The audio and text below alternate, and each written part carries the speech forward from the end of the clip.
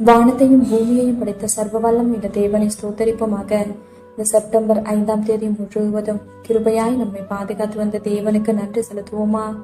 கிருபையும் மகிமையும் இருந்த எங்கள் பரிசுத்தமுள்ள நல்ல தகப்பனே, உம்மை ஸ்தோத்தரிக்கிறோம், துதிக்கிறோம் ராஜா. இந்த இரவு நேரத்திலும் உம்மை நோக்கி பார்க்கக்கூடிய கிருபை கொடுத்ததற்காக நன்றி தகப்பனே. அப்பா, இந்த நாளிலும் உங்களுக்கு பிரியமில்லாத காரியங்களை செய்து உங்களுடைய இருதயத்தை துக்கப்படுத்தியதற்காக எங்களை தயவாய் மன்னியும் ஆண்டவரே. உனக்கு பிரியமான பிள்ளையை வாழ உதவி செய்யுங்கப்பா. இந்த நாளிலும் எங்கள் தேவைகள் எல்லாவற்றையும் சந்தித்து நாங்கள் சோர்ந்து போகாதபடி உடைய வார்த்தை கொண்டு எங்களை பலப்படுத்தியதற்காக நன்றி தகப்பனே.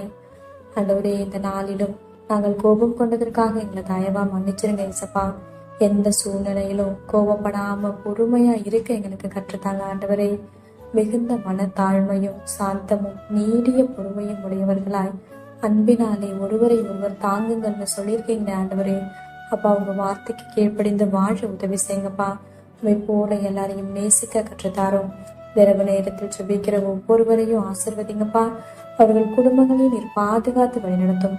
எங்கள் ஆவிய ஆத்மா சரீரம் முழுவதையும் உடைய கருத்தனை கொடுக்கிறோம். நீர் பொருட்படுத்தி நீர் வழிநடத்தும்.